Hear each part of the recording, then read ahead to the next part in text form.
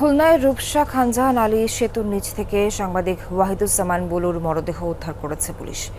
রোববার সন্ধ্যায় সেতুর ২ নম্বর পিলার থেকে তার মরদেহ উদ্ধার করা হয়। নিহত ওয়াহিদুজ্জামান বুলু সংবাদ প্রতিদিন পত্রিকার স্টাফ রিপোর্টার হিসেবে কর্মরত ছিলেন।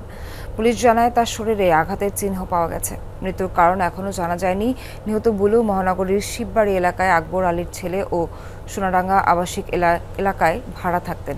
গেল ১১ মে বুলুর স্ত্রী এলিজা পারভিন নিখোঁজ হন। নিহত ওয়াহিদুজ্জামান বুলু চ্যানেল ওয়ান, ভোরের কাগজ, বঙ্গবাণী, দৈনিক প্রবাহ সহ বিভিন্ন গণমাধ্যমে ৩ দশকের বেশি সময় ধরে কাজ করেছেন। সারা শরীরে আঘাতের চিহ্ন আছে।